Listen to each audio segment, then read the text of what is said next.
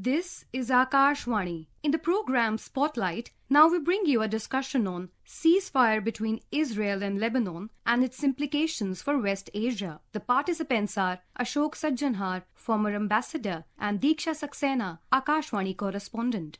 Israel and Lebanon have entered a ceasefire agreement from 27th November for a period of 60 days. The ceasefire was brokered by the United States of America and France. To discuss more on this, today we are joined by Ambassador Ashok Sajjanhar. Ambassador Sajjanhar, welcome to the program. Thank you very much, Deeksha. It's always a pleasure to be with you. Thank you.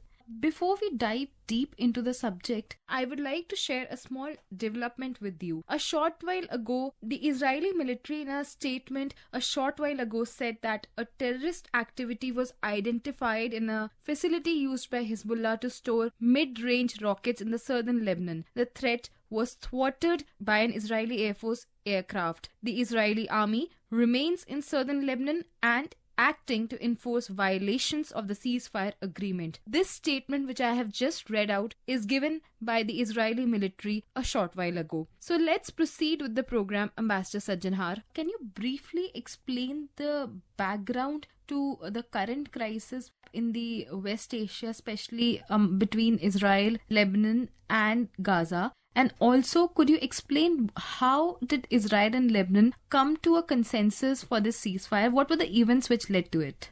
Yes, thank you very much once again. The current conflict really started on the 7th of October last year, 2023, when Hamas launched an attack against Israel from the Gaza Strip, which is located to the south and west of Israel. They killed about 1,200 Israeli citizens, men, women, children, and they took about 250 ordinary normal citizens as hostages, again men, women and children. But if you ask about the genesis, because that's the word you use of this problem, of this issue, then the genesis goes back to the founding of Israel in 1948. And after that, there have been many wars between Israel and many of the Arab countries. The wars took place in 1956, 1967, 1973. In all these wars, Israel was a decisive victor.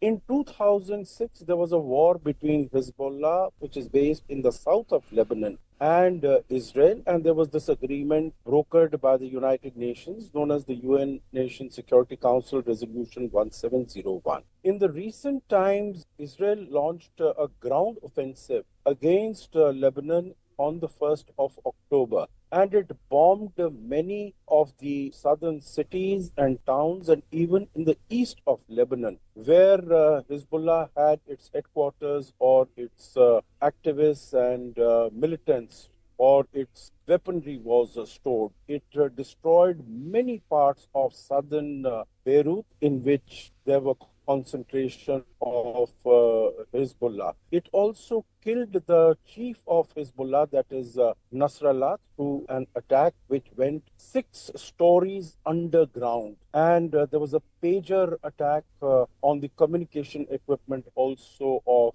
the Hezbollah. So these are all attacks which decimated the capacity of Hezbollah to fight Israel. But still, Hezbollah was able to launch many rockets against Israel. So after a week of painstaking efforts by the United States and France, the two sides were able to come to an agreement, a ceasefire agreement. This lasts for 60 days, and as a result, both the sides agreed to stop fighting on the borders from the morning of the 27th. So the ceasefire is holding out for now, and it will be valid for the next 60 days. Could you also talk about the other terms of the ceasefire? Surely. So, as I said, this is quite similar to the agreement, to the UNSC resolution 1701 that was agreed to, that was reached in 2006. At that time, the conflict between Israeli Defense Forces and Hezbollah, that went on for 37 days. This time, the conflict has gone on for 56 days. One of the terms of the agreement is that the boundary between Israel and Lebanon is known as the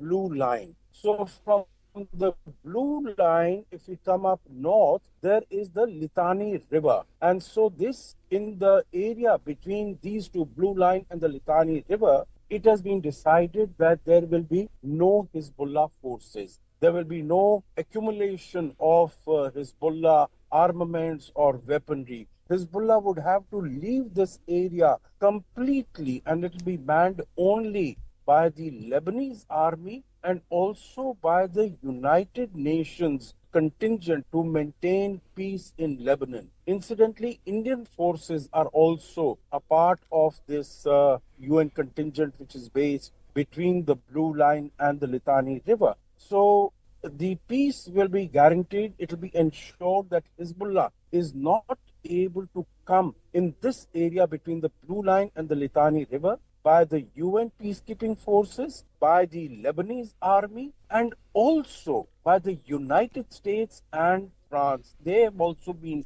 charged with the responsibility that there will be no Hezbollah forces in this, and so it is hoped and expected that peace will be maintained in this region between Hezbollah and Israel, at least for the next 60 days, which could then be extended beyond that also. And what Mr. Biden, the US president, has said could possibly become a permanent ceasefire. Now, I would like to bring in our Dubai correspondent Vinod Kumar as he speaks about the implications of the ceasefire which has been agreed between the two parties. This development brings immediate relief to approximately 60,000 displaced Israelis from the northern areas, as well as Lebanese civilians who fled their homes during the conflict. They can now begin the gradual process of returning to their communities. The implications of this agreement extend beyond the immediate border region. Israel can now focus its military efforts on the situation in Gaza, while Lebanon has an opportunity to strengthen its internal security. The successful US-French mediation demonstrates that diplomatic solutions remain viable in West Asia. However, challenges lie ahead. The success of the ceasefire depends entirely on both parties honoring their commitments. Since you spoke about the Blue Line and you also spoke about the 1701 resolution of the UN Security Council, I would like you to explain both of them. First of all, what is Blue Line? What is the background to the Blue Line? And also, please talk about the 1701 resolution. Yes, so Blue Line is the dividing line between Lebanon and Israel. Like, in the context of India and China, we have what is known as the McMahon Line. So this is the Blue Line that was put in place in 2006 by the United Nations. And so this determines the border between Israel and Lebanon. 1701 resolution, again in 2006, was that between the Blue Line and the Litani River, which Litani River is located in the north of the Blue Line, that there would be no Hezbollah forces in this territory at all. This was really designed to provide a sense of security, peace, and tranquility to Israel. But it is said that in this area, the responsibility of ensuring that Hezbollah was not present, this responsibility was given to the Lebanese forces. But they had neither the capacity nor the will or intention to ensure that Hezbollah is not stationed. And that is why Hezbollah was occupying this area between the Blue Line that is right on the border of Israel. And that is why we saw that there was all these attacks by Hezbollah on Israel ever since the Hamas attack from the Gaza Strip took place on Israel. But now it is hoped that since the responsibility has been given in addition to the Lebanese forces, it's been given to the US and also France, that they will be able to maintain peace and they will be able to ensure that Hezbollah does not come and occupy this land and station itself in this piece of land territory between the Blue Line and the Litani River. Ambassador Sajjanhar, since this issue is extremely complex and we are decoding it today, so I would like you to also talk about the 2006 deal which was signed between Hezbollah and Israel, and very briefly, could you just give a background to our listeners about it? Yes, as I mentioned, in 2006 also there was a conflict between Hezbollah and Israel. Hezbollah is one of the proxy forces of Iran. It has been established there basically to push back against Israel. So the war took place in between Hezbollah and Israel in 2006, for 37 days. And after that, the United Nations came in between and decided that there will be peace and tranquility on the border. And so this agreement, this resolution 1701 was passed, and it was decided that that would form the basis of peace and tranquility on the border between Israel and Lebanon. But as we see, it has not served its purpose. It has not worked. And that is why we have an agreement now which has been negotiated under the aegis of France and America. And we are hopeful that this would survive not only for the next 60 days, but also for a period much beyond the 60 days. Ambassador Sajjanhar, since this is a ceasefire and it is a ray of hope, not just for the West Asia, not just for the region, but also for the entire world. In your opinion, what will be the impact of this deal? I mean, the political impact, the humane impact of this deal. And also, could you talk about the economic implications this deal is going to have, not just for that particular area, not just for the West Asia, but also for the entire world? Yes, you're very right. I think this has enormous significance as far as peace and security in the area is concerned, and also for the economies not only of the region, but also of the world. Because if this conflict expands, if the conflagration goes on, then of course the price of oil, energy, gas could skyrocket, and that would have a very adverse impact on the economy of many nations of the world, and that is true particularly for both developing and developed. I mentioned developed also because right now, till very recently, till the Russia-Ukraine conflict, we had oil and gas flowing in from Russia to Europe, but that has stopped. So all those needs and requirements are also being met by the oil and gas from here. Second part is in terms of the economic impact, because in addition to Hamas and Hezbollah, we also have the Houthis in Yemen, and they have been hitting out at the shipping in Red Sea. As a result of that, all these ships, they have been forced to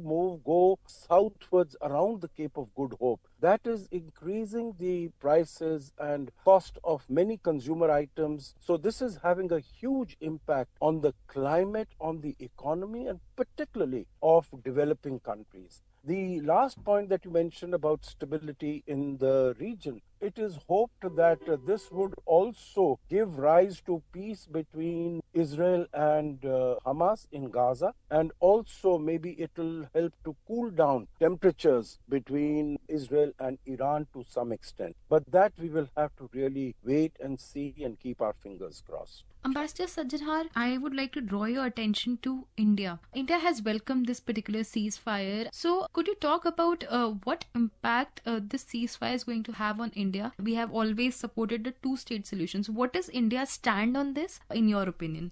India has welcomed it, and we have said that we have always argued for de-escalation, for restraint, and also for return to the path of dialogue and diplomacy. And so we are happy that this has happened, and we would hope that this would extend and expand to other regions that I mentioned in terms of Israel, Iran, and also in Gaza in terms of relations with the Hamas. We are, of course, we would like that there is peace is maintained, because when there is a war, it has an impact. It has an adverse impact on all countries, particularly on developing countries. And our External Affairs Minister has maintained the two-state solution. Right from the beginning, we have said that the only solution to the Middle East problem is carving out a safe, secure, stable, and prosperous Palestine, and that is something that we need to work on. Many other countries like Saudi Arabia, the Crown Prince MBS Mohammed bin Salman, they have also argued for a two-state solution. So the international community really needs to come together and work towards a two-state solution of the Palestinian issue, in which both Israel and Palestine can coexist side by side in peace, security, and mutual prosperity. Thank you so much, Ambassador Sajjanhar, for throwing light on all the aspects of the ongoing conflict in the West Asia. Thank you. You were listening to a discussion on ceasefire between Israel and Lebanon and its implications for West Asia. The participants were Ashok Sajjanhar, former ambassador, and Deeksha Saksena, Akashvani correspondent.